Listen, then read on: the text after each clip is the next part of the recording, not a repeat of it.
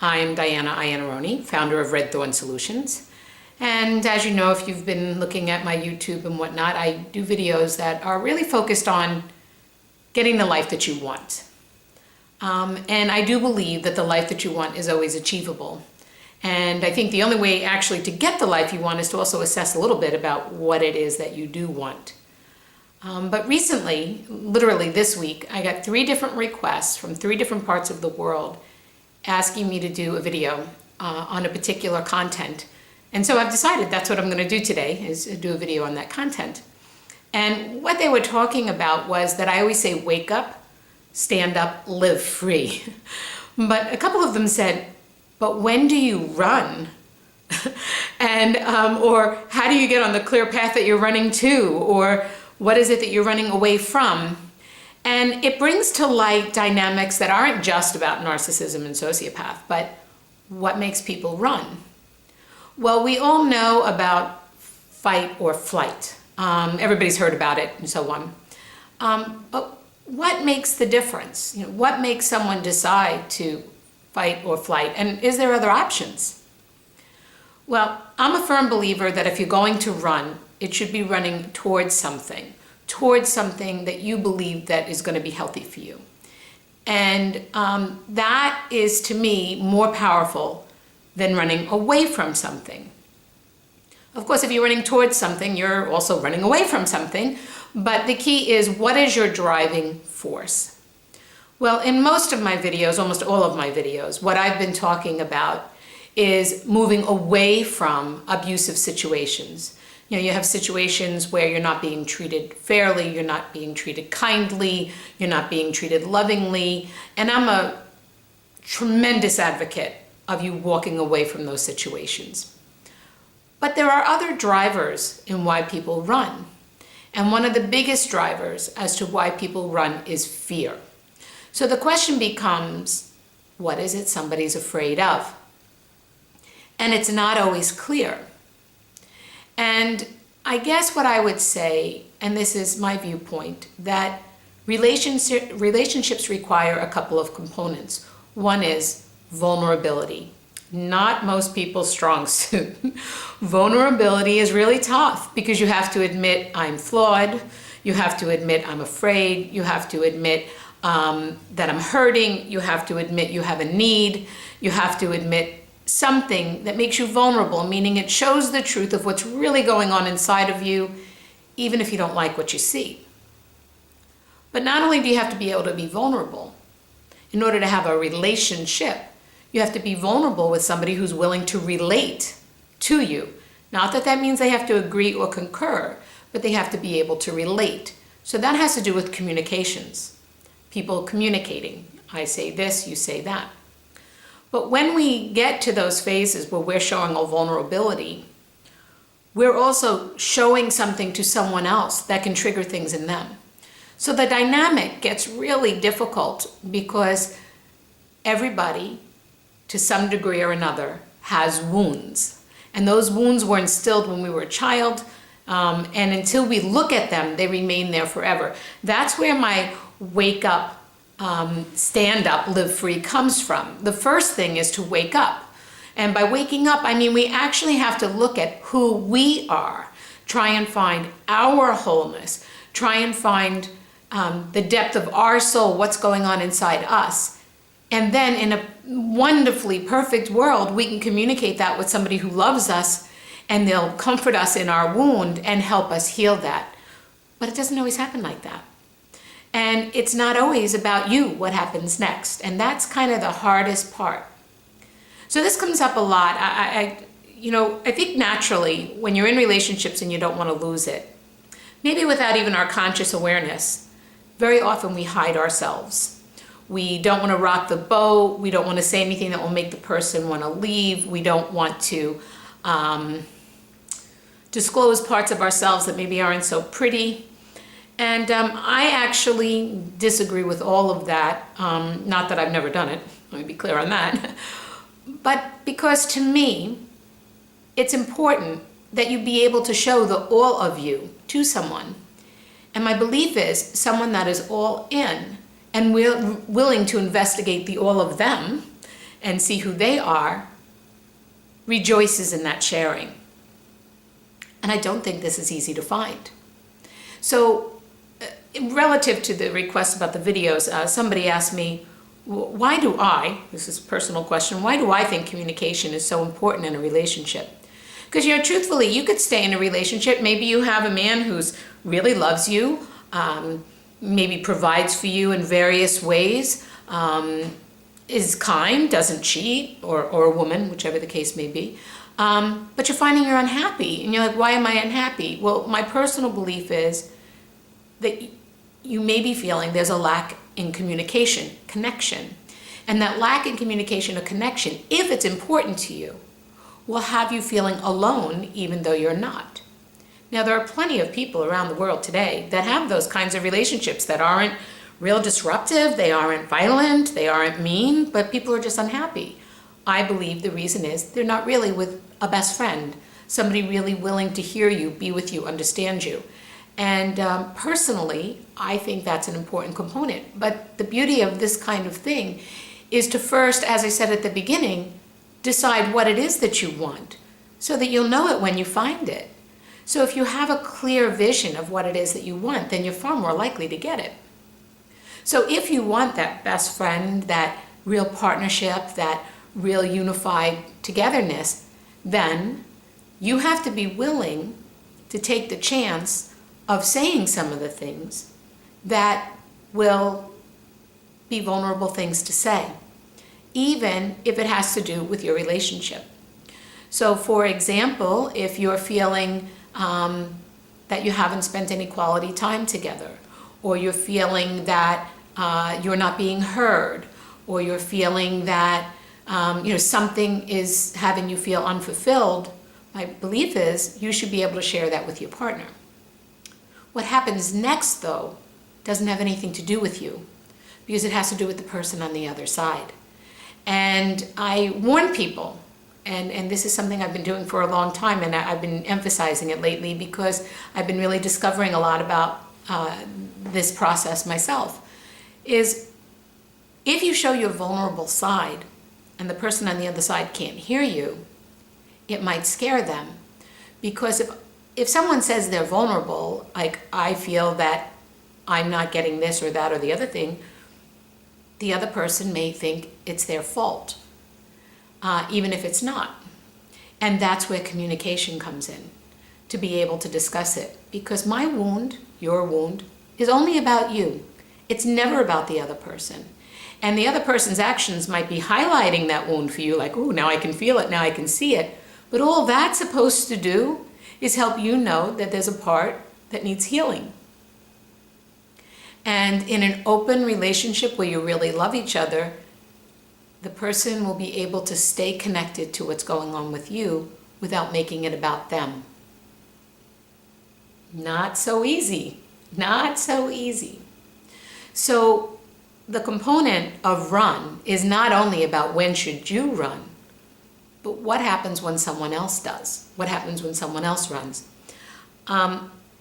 I warn people, I started to say this and I didn't finish my thought, is I tell people that when you choose to be vulnerable, you have to prepare yourself that that person might disappear. Because when you say, I don't feel good about this or I don't feel good about that, a person who doesn't want to communicate or doesn't know how, I think that's an important distinction. There are people that don't want to communicate, aren't willing to communicate, aren't devoted enough to communicate. But there are also people who literally don't know how. So when you say something like, this isn't working for me, I need more communication, or I need more quality time, or I feel like you're very distracted, or whatever the case may be, that person might not be able to tolerate that. And they may just leave. No warning, no explanation. So what do?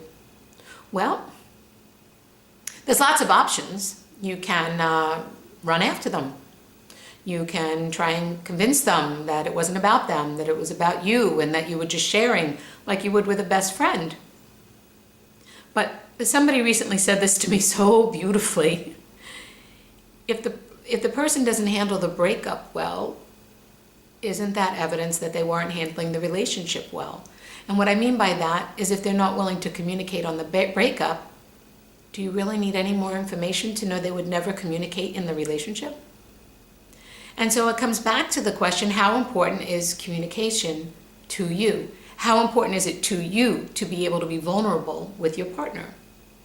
I believe that the more you're able to be vulnerable and the more you can communicate, the more intimacy you have.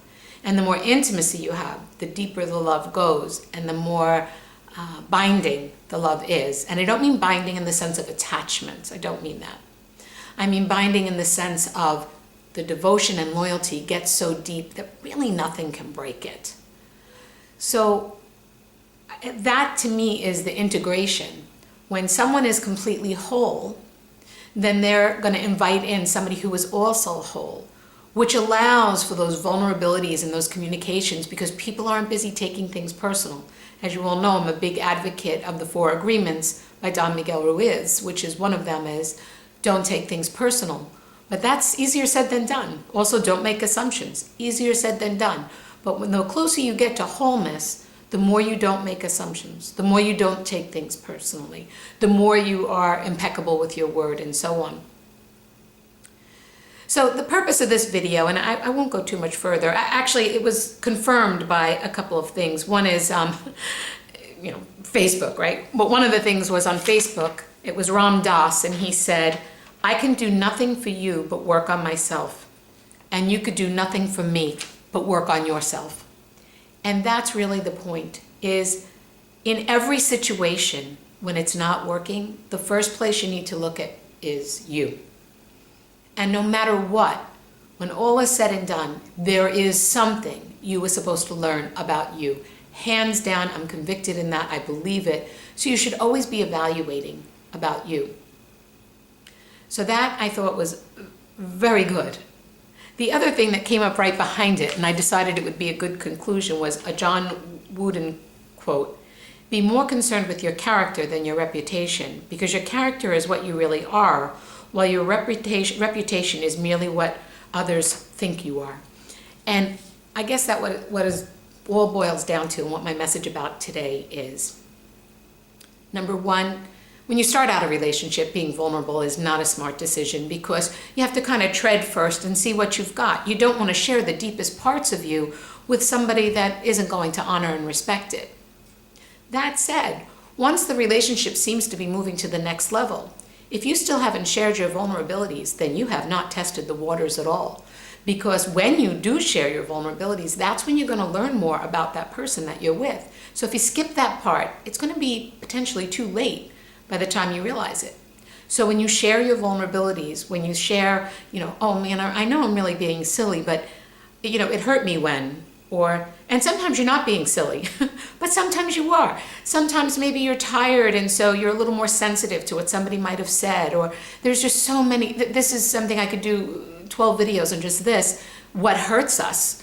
But if you're somebody that can own it and say, I'm feeling like this, or even when you do this, I feel this, it doesn't mean they're wrong. It's you divulging your wound, and you have to have a safe place to divulge your wound, and somebody that loves you will care enough to hear you.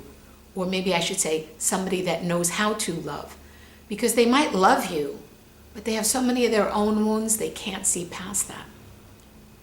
So if you can be vulnerable, that's step one. The response and what happens next defines what the relationship is. And then the question is, can you communicate? Even if there's an upset, can you then go back in and say, wow, okay, here's what was supposed to be happening. Are you both willing parties? And if the answer is no, find out now, not later. And I know from my own experience, I like closure, I like resolution, I like understanding. And you know what? Sometimes you are better off not even needing any of that. And the way that you decide not to need that, I think, is relying on what I just said. If they couldn't handle the communication, if they couldn't handle the relationship in the relationship, what makes you expect you can somehow get them to after the relationship has ended? So sometimes it's about accepting what is for what it is and not what you wish it was. And if you're always willing to evaluate yourself, look inside yourself, and decide how you can do things better, then you are ahead of the game and you will find what you're looking for. But if you're not willing to do that, then you're going to stay stuck in the same patterns, the same dynamics over and over and over again. And that is true for every single one of us.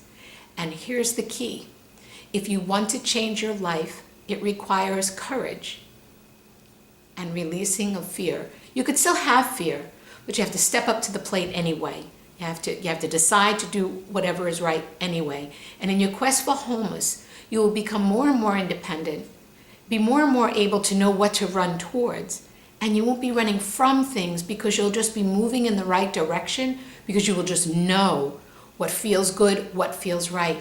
And when you don't need another human for your existence, I mean, we all need other humans, we need touch and so on, but when you could be independent on your own, just with you and your vision and your goals and who you are, then you have everything you need. And the rest will come to you or won't come to you, but it won't define your happiness. So I hope this helped you some degree. I do want to mention, of course, that I am the author of Me and My Shadow. It's available on Amazon. And this book is intended to be a guide to help people from fear and control, move from fear and control to love and freedom. I got tangled up in the words there. I'm thinking about the where you have to go from the fear and control. It's wake up, stand up, and then there might be some running involved before you can live free. And it should always be running towards something, not away from something. And sometimes the hardest thing to face is ourselves. I do offer a free consult for anyone who would like one. The best way to arrange a free consult with me is to inbox me at diana@redthornsolutions.com. There'll be a little plaque at the end of the video with that. And I call you. You could be anywhere in the world. I do Skype if you're out of the country. And I hope you got some value out of this. It was fun chatting with you. And I look forward to talking to you again. Oh, and I do have a Facebook page. It's really kind of a small thing, but it's called Standing Up, A Path to Being Whole Again. Thank you. Bye-bye.